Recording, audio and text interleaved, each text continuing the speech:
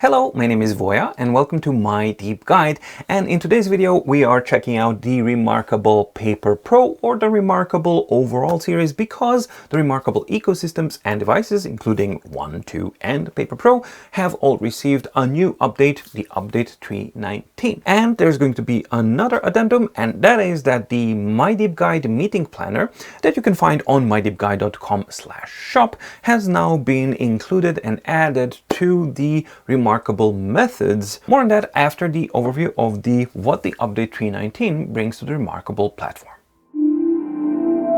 So 3.19 is here, and it's a little bit of a sparse kind of a thing. You'll see that I'm in beta, but this is the absolute latest beta.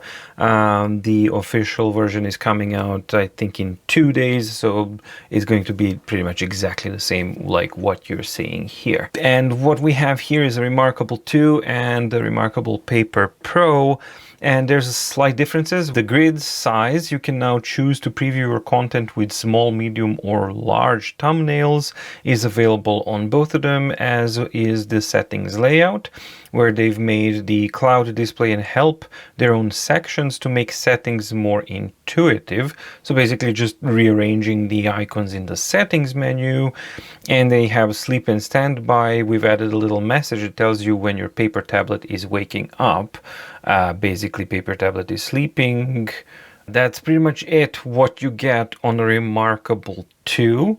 So you get, sort by, small grid, medium grid, large grid, helpful, definitely, long overdue, and the settings layout. And on the Remarkable Paper Pro, there is one meaningful update here with the light boost, which is display setting has a new toggle for stronger brightness levels. Just note that this will affect battery life. I will just check the grid size stuff that we have on the Remarkable 2 and what's there, and then I'm going to be focusing on the light boost and measure out the differences that brings to the table. All right, so first let's check out the grid sizes. So if you go to the sorting of the documents, we have the list, which we had before, and we had the medium grid, which was the default before, but we now have the addition of a small grid, which looks like that, which scales nicely, much more well organized, and a large grid, which is much more akin to the,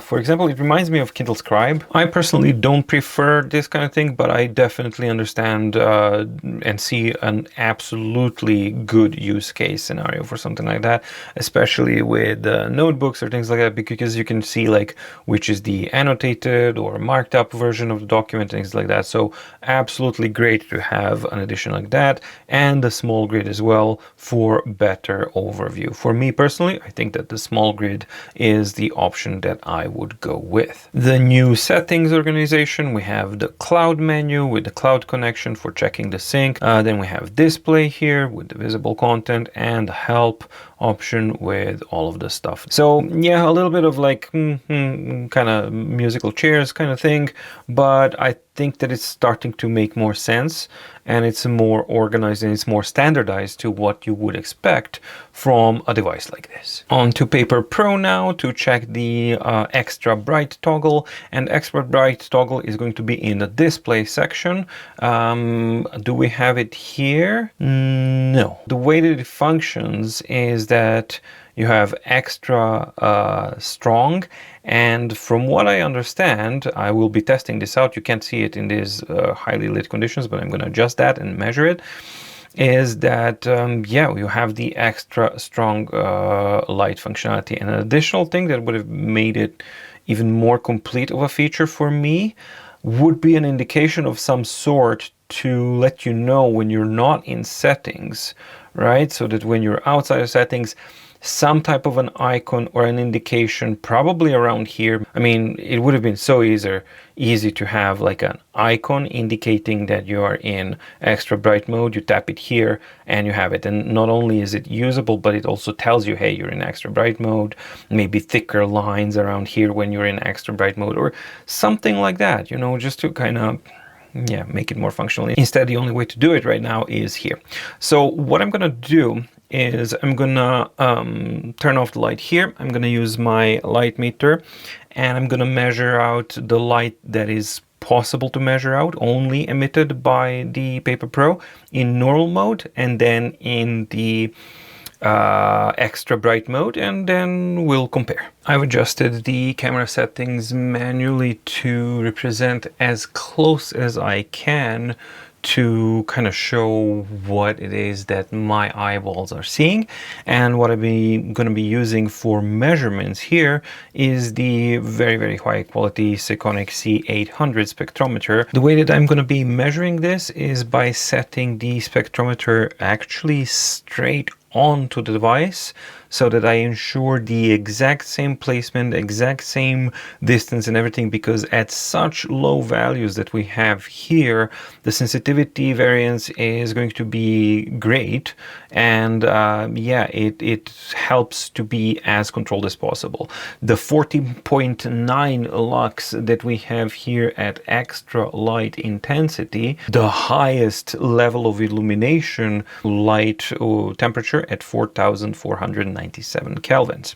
So let's go and measure out all the other levels that way. Dropping down to 25 lux and maintaining very nice precision of the color temperature at 4,495 kelvins. This is like really impressive to see the temperature differences to be so consistent between different levels of intensity, because normally that's a variance that changes as well. 13.4 lux at intensity level 3, 4,476 kelvins. At level 2 we have 4.7 lux, and the intensity is too low to measure the color temperature, and 1.7 lux at the level 1 intensity, or the lowest level intensity. Alright, so now we're gonna go back to level 5, and let's change the settings to normal, non-extra strong front light. Here we are. Let's disable extra strong. Okay, back to the spectrometer document of just a white page. Let's verify. Yes, we're on level 5 intensity in normal light mode. Let's measure. We got 13.5 lux at 4,413 kelvins, so very similar, although a little bit warmer type of a front light quality in normal mode. And the 13.5 lux basically fits exactly the same as the level 3 in the high intensity mode. So yeah, that would be basically, you're getting like 2 extra levels with the extra intensity mode. Maybe they just could have like divided the whole bar into 7 steps and then be done with it instead of all of this. But all right, let's see if the curve is different. Yeah, level 4 in normal is 4.7 lux, and too low to measure the color temperature, which is exactly the same as the next lower level, so the level 2 in the extra light mode, which further shows that it's the same type of curvature, the same type of thing, and that this whole toggle thing is completely unnecessary, and that they just could have made this user interface division into 2 extra steps, and that would have been it. But let's see how this goes. If my hypothesis is correct, this should be at around 1.7 lux. And there we go, 1.6 lux and level 3 with the normal mode, absolutely corresponding 1-to-1 now. So the levels 1, 2, and 3 of the extra light mode correspond to levels 3, 4, and 5 of the normal light mode. And then the bottom 2 levels, I'm not sure that we're going to be able to measure here because I can't go under 1 lux. Let's see. And we're under.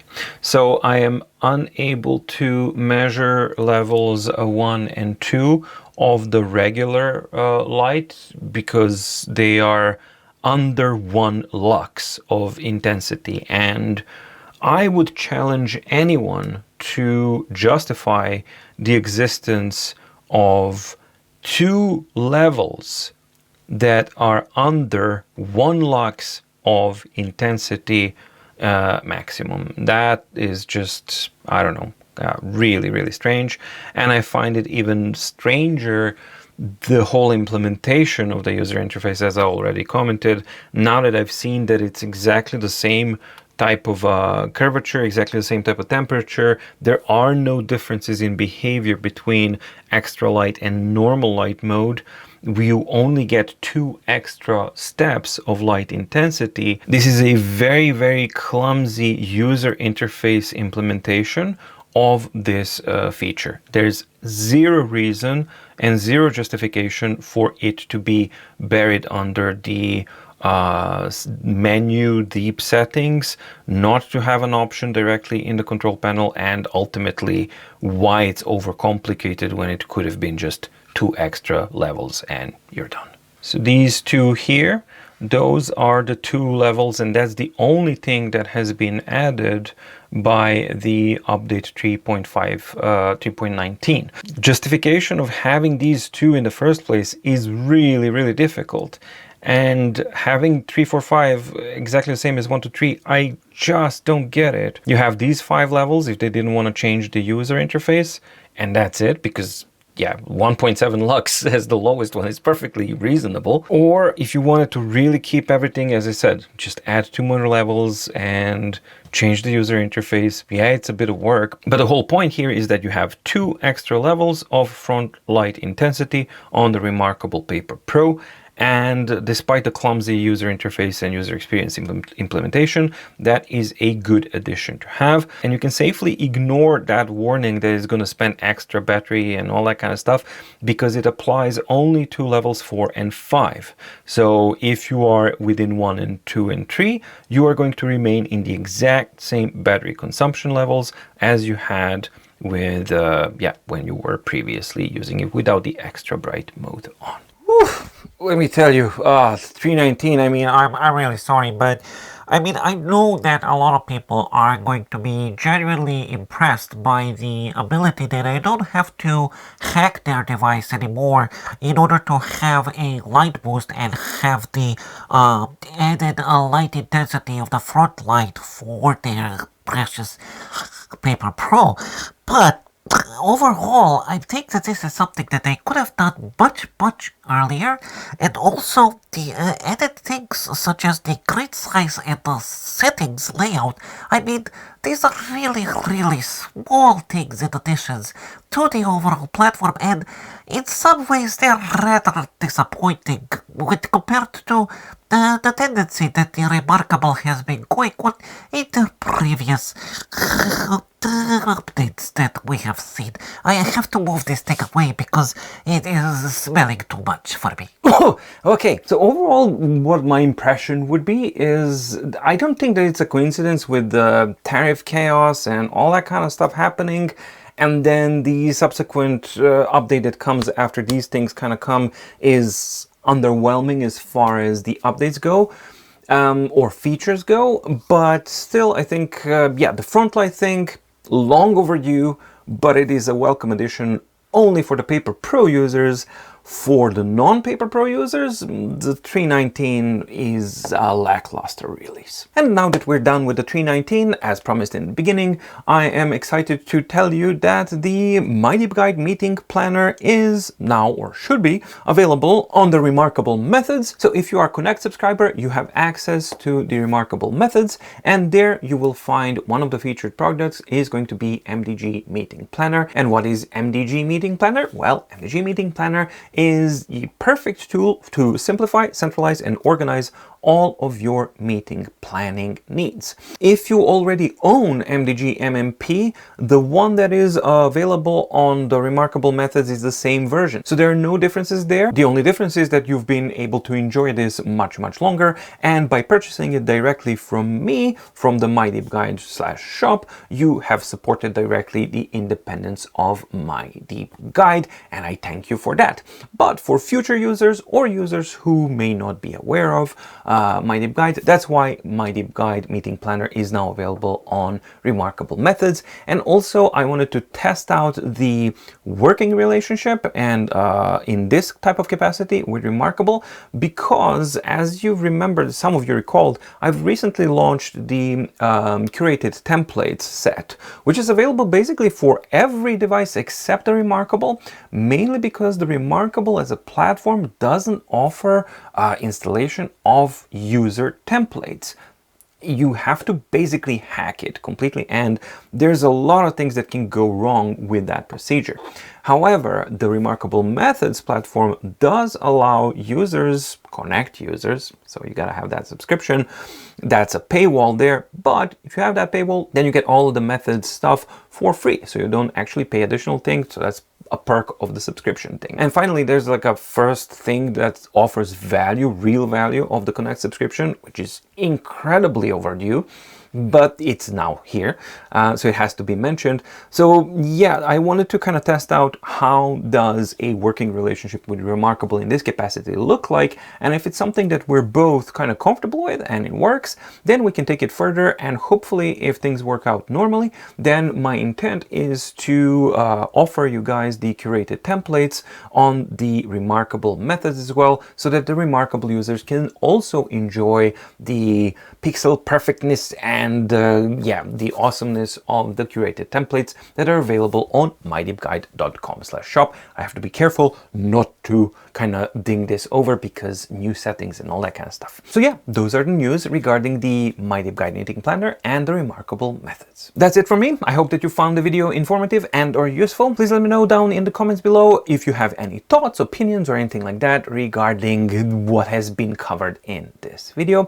Now that the Remarkable Paper Pro has auto rotation functionality, it has the light intensity and all that kind of stuff, so it's definitely getting there. What are the other things that you as a Remarkable Paper Pro or a Remarkable 2 user or a Remarkable 1 user would like to see in future updates on your device? Thank you so much for watching. Stay safe, stay healthy, and see you in the next video. Bye!